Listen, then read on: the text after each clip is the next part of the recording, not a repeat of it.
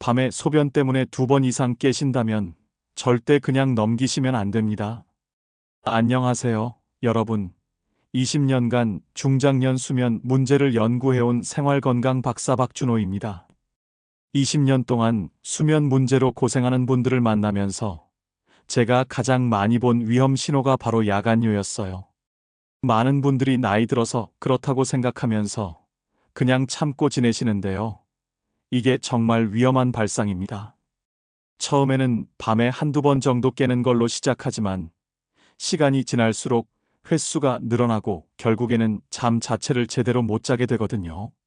제가 만났던 많은 분들이 바로 이 패턴을 보여주셨습니다.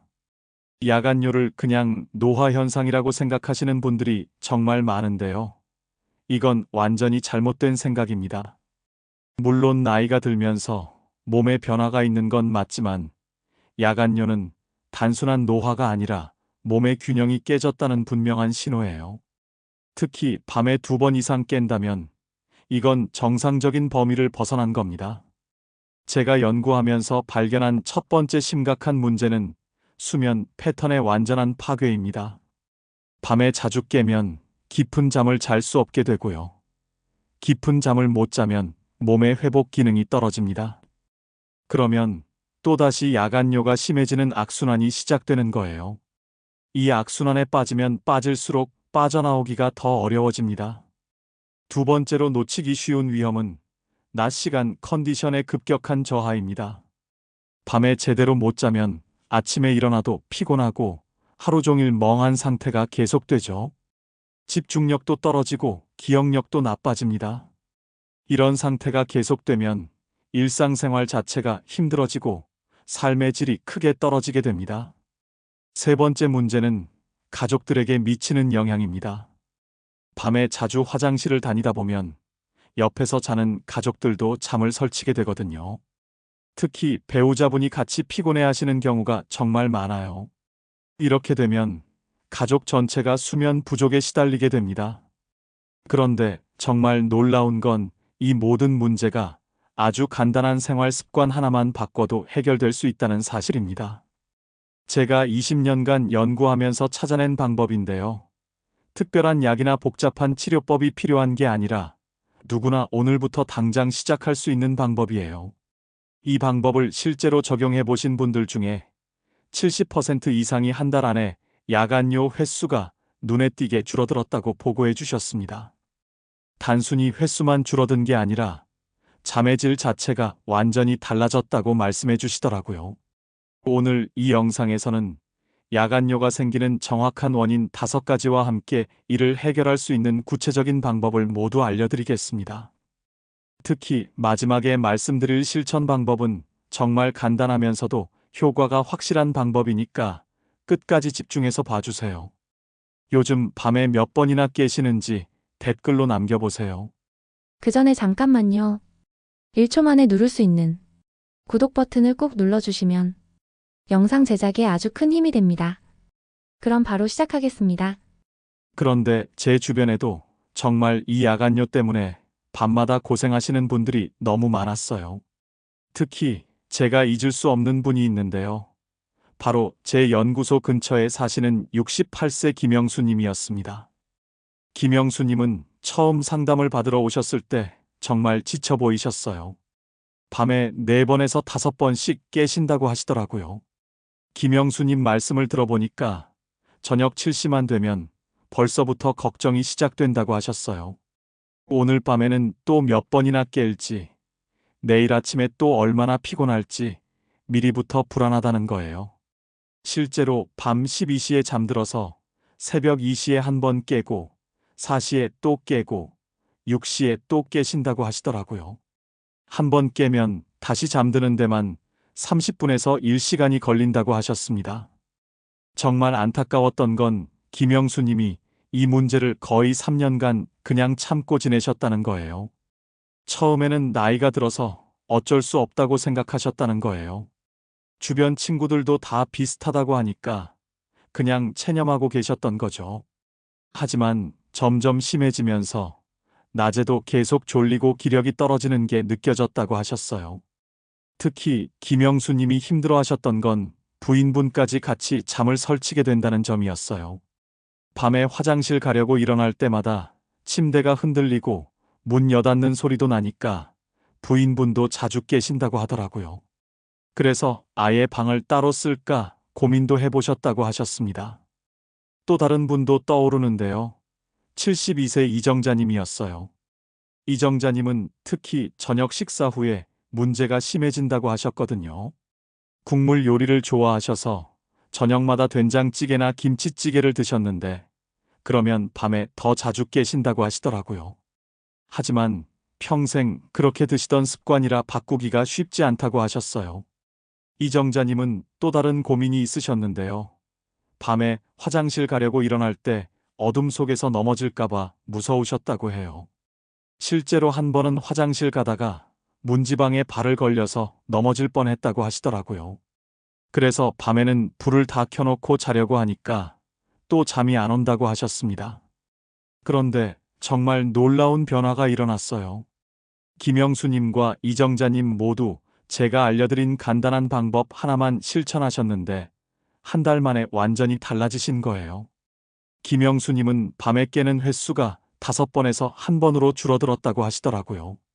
이정자님도 저녁 식사를 조금만 바꾸고 특별한 습관 하나를 추가했더니 밤에 2번 이상 깨는 일이 거의 없어졌다고 하셨어요. 제가 이 이야기를 하는 이유가 있어요. 김영수님과 이정자님처럼 많은 분들이 야간요를 그냥 나이 탓으로 돌리고 포기하고 계시거든요. 하지만 정작 원인을 정확히 알고 올바른 방법으로 접근하면 분명히 개선될 수 있는 문제예요. 단지 그 방법을 모르고 계실 뿐이거든요. 여러분도 지금 이 영상을 보고 계시다는 건 분명히 이 문제로 고민하고 계시기 때문이겠죠. 그래서 제가 오늘 정말 확실한 해답을 드리려고 합니다. 구독 버튼과 좋아요 버튼을 먼저 눌러주세요. 이런 정보를 더 많은 분들이 보실 수 있도록 알고리즘에 도움을 주시는 거예요. 그리고 정말 중요한 건 끝까지 시청해 주시는 거예요. 왜냐하면 첫째, 야간요의 진짜 원인 5가지를 모두 알아야 여러분 상황에 맞는 해결책을 찾을 수 있거든요. 둘째, 마지막에 알려드릴 실천 방법은 지금까지 말씀드린 모든 원인을 한 번에 해결할 수 있는 핵심 비법이에요. 셋째, 이 방법을 잘못 적용하면 오히려 역효과가 날 수 있어서 정확한 방법과 주의사항을 반드시 알아두셔야 해요. 지금부터 야간요와 직접 연결된 핵심 원인들을 하나씩 자세히 분석해 보겠습니다. 여러분 상황과 비교해 가면서 들어보세요. 자, 이제 야간요를 부르는 일상 속 핵심 원인 5가지를 정확히 짚어보겠습니다. 첫 번째 원인은 항이뇨 호르몬의 감소입니다. 우리 몸에는 밤에 소변 생성을 줄여주는 특별한 호르몬이 있어요. 이 호르몬의 정식 이름은 바소프레신인데요.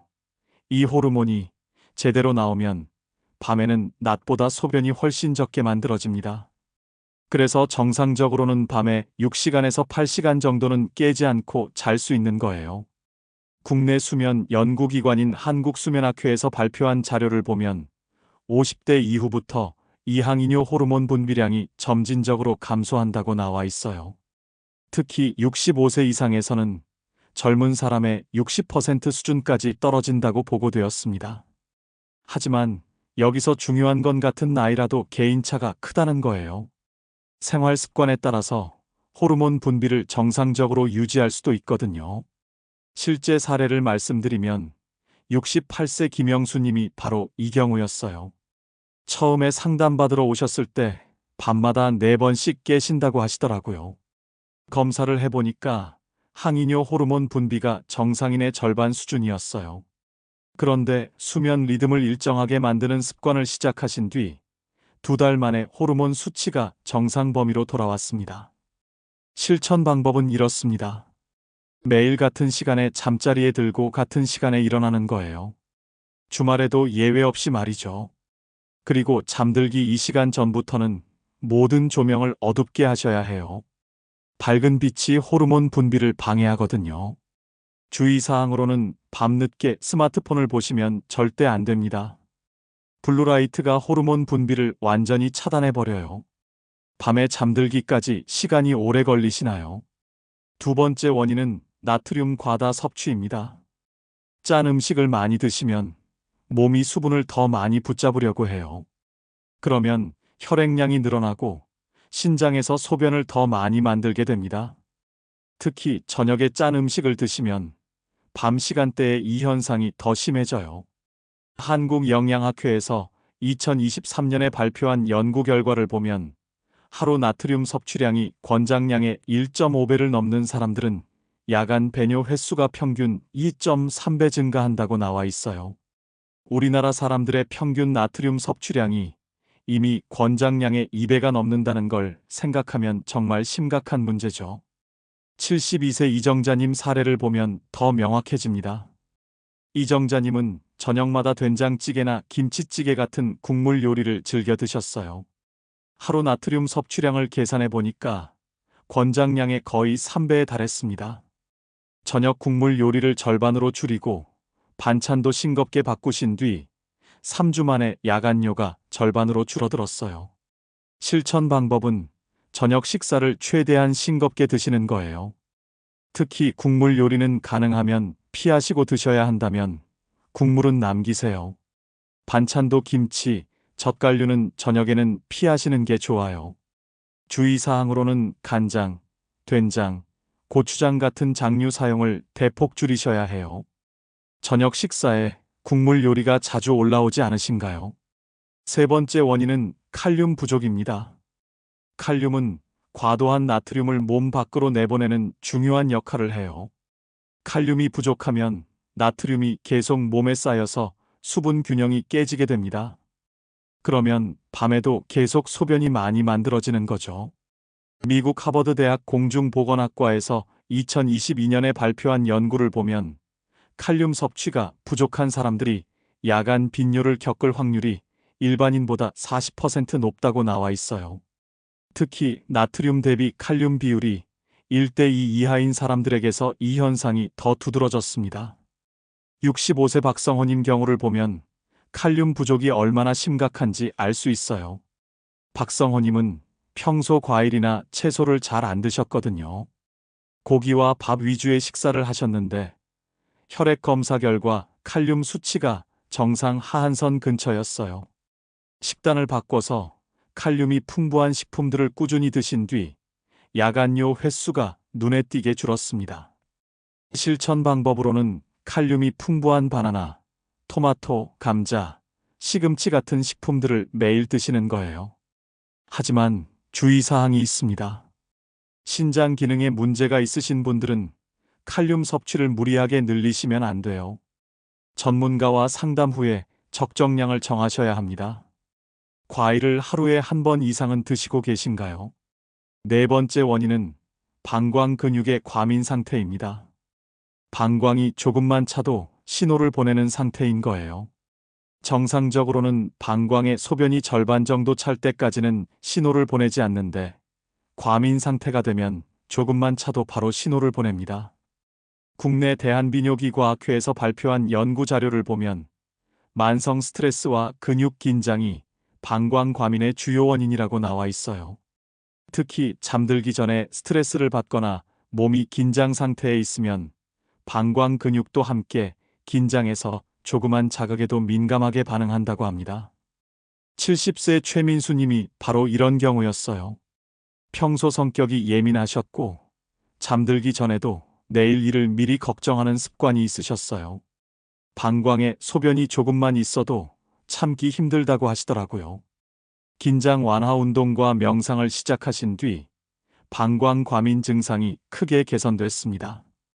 실천 방법은 잠들기 전에 몸과 마음을 완전히 이완시키는 습관을 만드는 거예요. 복식 호흡이나 가벼운 스트레칭이 도움이 됩니다. 주의사항으로는 카페인이 방광을 더 자극할 수 있으니까 오후 2시 이후에는 커피를 피하시는 게 좋아요. 커피를 하루에 몇 잔이나 드시고 계신가요? 다섯 번째 원인은 수면 질의 저하입니다. 깊은 잠을 못 자면 작은 자극에도 쉽게 깨게 돼요. 방광에서 오는 신호도 평소보다 더 예민하게 받아들이게 됩니다. 정상적으로 깊게 잠들면 어느 정도의 배뇨감은 무시하고 계속 잘 수 있거든요. 한국수면학회에서 2024년에 발표한 연구를 보면 수면의 질이 낮은 사람들이 같은 정도의 배뇨감에도 더 자주 깬다는 결과가 나왔어요. 특히 깊은 수면 단계에 제대로 들어가지 못하는 사람들에게서 이 현상이 뚜렷했습니다. 74세 윤미경님 사례를 보면 수면 질이 얼마나 중요한지 알 수 있어요. 윤미경님은 평소 TV를 보면서 잠드는 습관이 있으셨는데 밤새 자주 깨시더라고요. 잠드는 환경을 완전히 바꾸고 수면 준비 루틴을 만드신 뒤 야간뇨가 확실히 줄어들었습니다. 실천 방법으로는 잠드는 시간을 일정하게 하고 침실 환경을 어둡고 조용하게 만드는 거예요. 주의사항은 늦은 시간 TV 시청을 피하시는 거고요. 밤에 자주 뒤척이시나요? 이제 이 5가지 원인을 동시에 해결할 수 있는 놀라운 방법을 말씀드리겠습니다. 지금부터는 앞서 말씀드린 야간뇨의 5가지 원인을 동시에 해결할 수 있는 바나나 생활 습관에 대해 자세히 설명해 드리겠습니다. 먼저 바나나의 놀라운 성분부터 알아보죠. 바나나 하나에는 칼륨이 약 400mg 들어있어요. 이건 하루 권장량의 거의 12%에 해당하는 양입니다. 여기에 마그네슘까지 함께 들어있어서 나트륨을 배출하고 근육을 이완시키는 2가지 효과를 동시에 얻을 수 있어요. 하지만 주의할 점이 있습니다. 하루에 1개면 충분해요. 너무 많이 드시면 오히려 칼로리 과잉이 될 수 있거든요. 그리고 가장 중요한 건 타이밍이에요. 잠들기 2~3시간 전에 드시는 게 가장 좋습니다. 저녁 간식으로 과일을 드시고 계신가요? 두 번째로 알아둘 점은 바나나를 따뜻하게 드시는 방법이에요. 차가운 바나나보다는 살짝 데워서 드시는 게 훨씬 좋아요.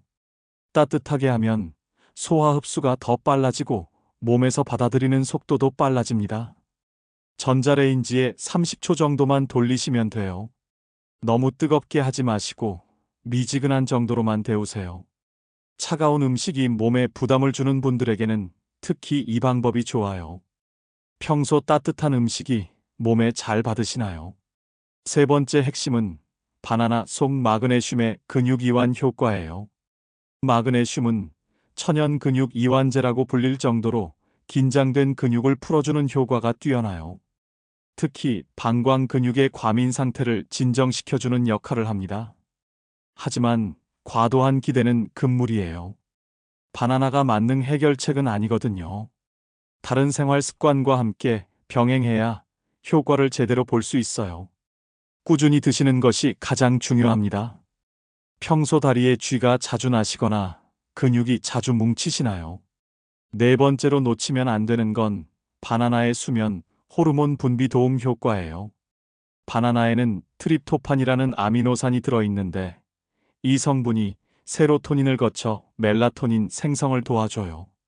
멜라토닌은 우리가 앞서 말했던 항이뇨 호르몬 분비에도 간접적으로 영향을 미칩니다.